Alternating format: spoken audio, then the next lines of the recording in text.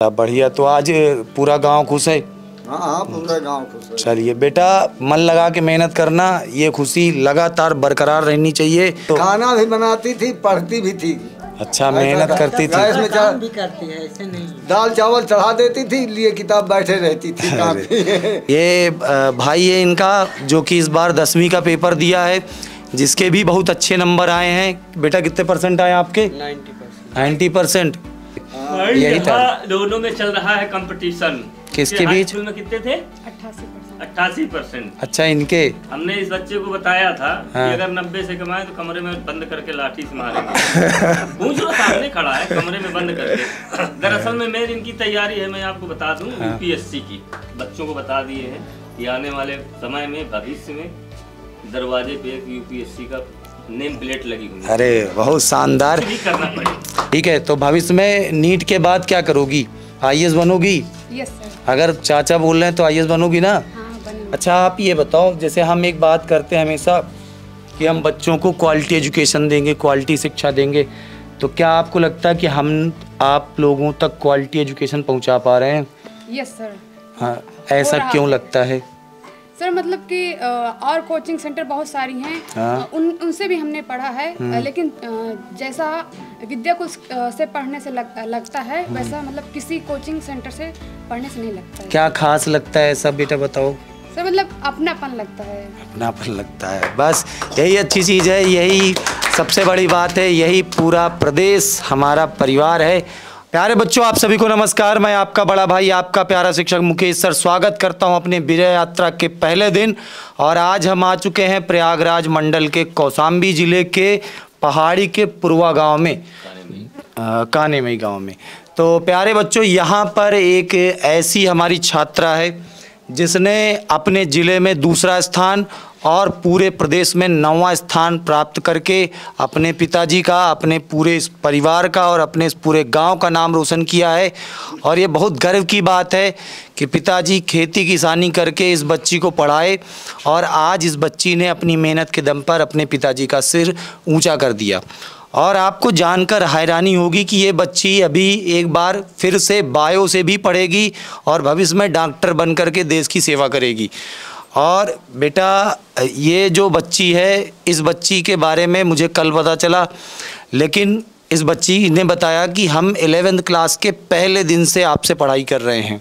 तो बेटा, पहले तो आपको बहुत बहुत बधाई हो, बहुत बहुत शुभकामनाएं कि आपके इतने अच्छे नंबर आए। इतने अच्छे नंबर पाकर कैसा महसूस कर रहे हो तुम? अच्छा लग रहा है। अच्छा लग रहा है। तो कब से पढ़ रही थी विद्याकुल से? सर 11th से जब स्टार्ट हुआ तभी से पढ़ रहे हैं। अच्छा, 11 से पढ़ाई कर रही थी। बेटा, तुम्हारा सबसे फेवरेट सब्जेक्ट कौन सा रहा? सर फिजिक्स रहा है। फिजिक्स रहा है। तो किसकी फिजिक्स सबसे अच्छी लगती थी? सर आप पढ़ाते थे और किशन सर। तो साथियों, मैं इंटरव्यू लेता हूँ, जब मेरे सामने कोई मेरा नाम लेता है तो मैं बड़ा परेशान हो जाता हूँ, असहज महसूस करता हूँ। और इसके अलावा कौन सा सब्जेक्ट बेहतर रहा, सबसे अच्छा? Sir math. मैथ में कौन पढ़ाता था आपको? सर स्कूल के भी टीचर थे और यूट्यूब में हमने विद्याकुल से पढ़ाई की तो सुमित सर मतलब बेटा। सुमित सर अच्छा पढ़ाते थे? हाँ। अच्छा बेटा, आपने स्कूल भी प्रॉपर ज्वाइन किया था? हाँ, स्कूल भी जाते थे। अच्छा, रोज स्कूल जाती थी? हाँ, जाते। स्कूल के बाद घर पे कोचिंग कहीं करती थी कि ऑनलाइन पढ़ाई करती थी? ऑनलाइन पढ़ाई करते थे, कोचिंग कहीं नहीं किया। अच्छा, चलो बहुत बढ़िया बेटा। तो भविष्य में क्या करना चाहती हो? सर डॉक्टर बनना चाहते हैं। डॉक्टर बनना चाहती हो, तो इसका मतलब अभी एक बार बायो से फिर से पढ़ोगी?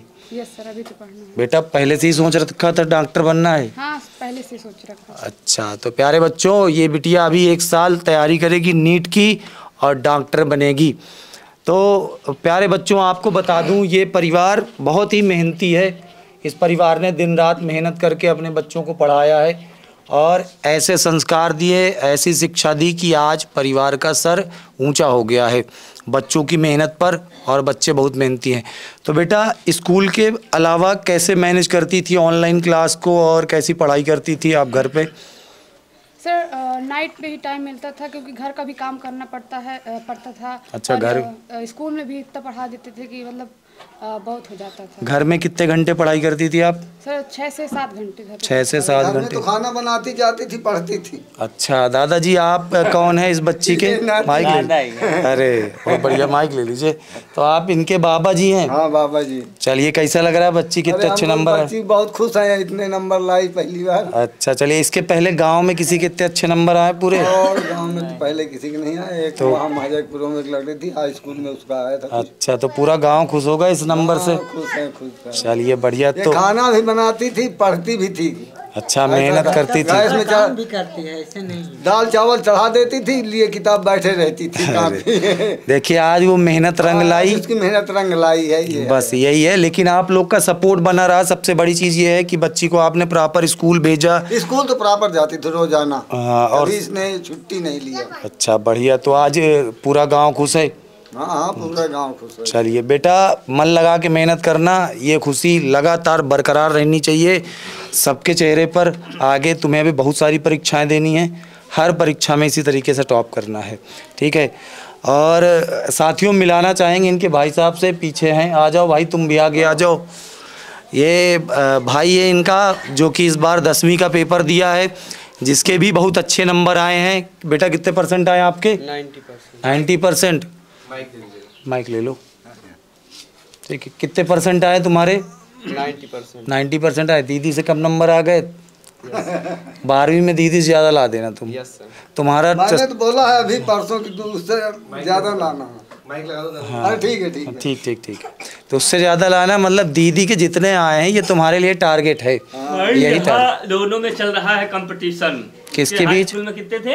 88%। 88%। अच्छा, इनके हमने इस बच्चे को बताया था हाँ। कि अगर 90 से कमाए तो कमरे में बंद करके लाठी से मारेंगे।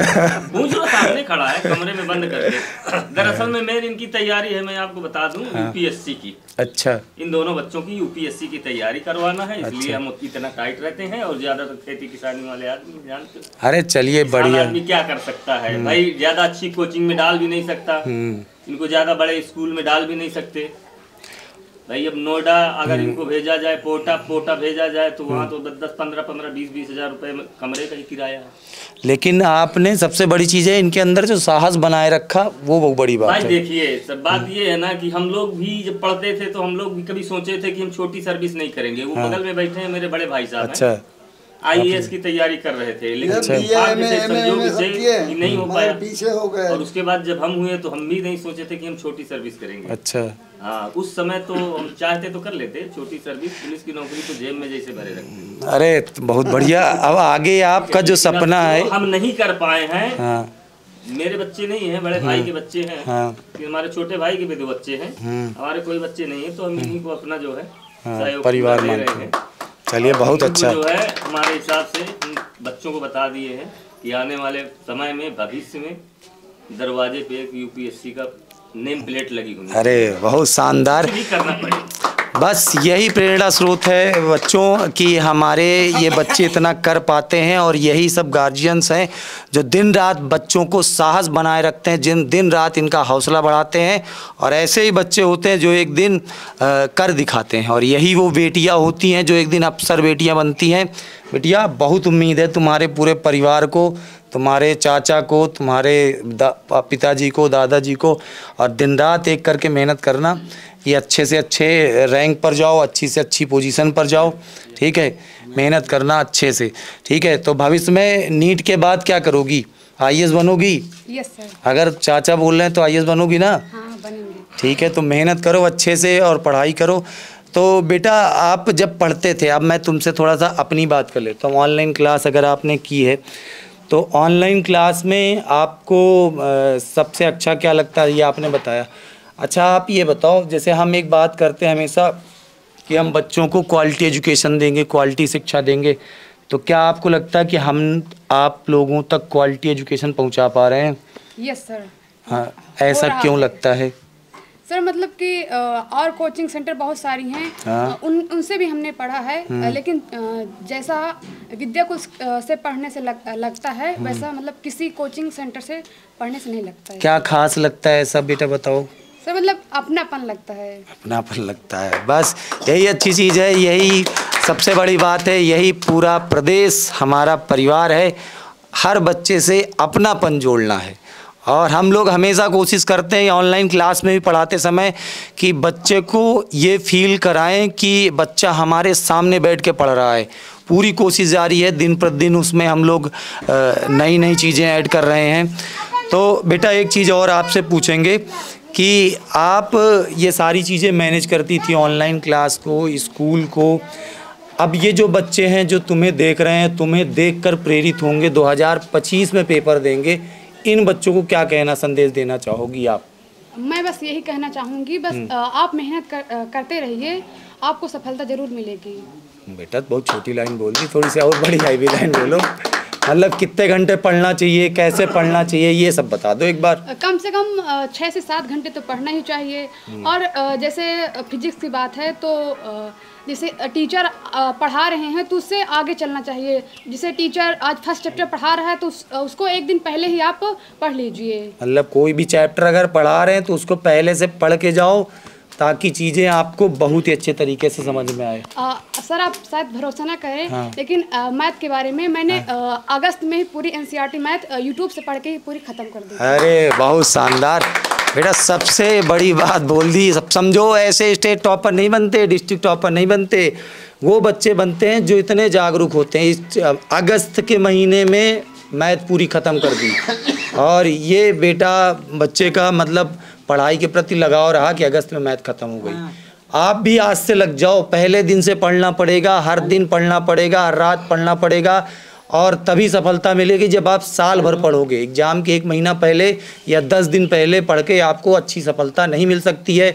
हो सकता है आप पास हो जाओ, लेकिन ये जो सपना है, ऐसे जो बच्चे हैं जो आज डिस्ट्रिक्ट टॉपर, स्टेट टॉपर बनते हैं, ये सपना पूरा होने वाला नहीं है। तो प्यारे बच्चों, ऐसे इंटरव्यू मैं केवल लेने के लिए इसीलिए निकला हूँ अपने पूरे उत्तर प्रदेश के अंदर कि ये वो बच्चे हैं, ये वो परिवार हैं जिनसे बहुत सारे बच्चे, बहुत सारे परिवार प्रेरित होते हैं अपने बच्चों को पढ़ाने के लिए। और ऐसे बच्चे भी प्रेरित होते हैं इन बच्चों से पढ़ने के लिए कि आखिर कैसे पढ़ा जाता है, कैसे बच्चे का हौसला बनाया जाता है। और इसी क्रम में बेटा हम लगातार आपको बच्चों से मिलवाते रहेंगे। ये विजय यात्रा में बहुत सारे ऐसे बच्चे, हज़ारों बच्चे हैं जिन बच्चों के घर तक मैं जाऊंगा। ठीक है, तो अगले इंटरव्यू में आप सबसे मिलेंगे और ऐसे परिवारों से मिलेंगे, ऐसे हर घर तक पहुंचेंगे। और ये विजय यात्रा का बेटा दूसरा इंटरव्यू रहा। मिलते हैं आप सभी से अगले इंटरव्यू में। धन्यवाद।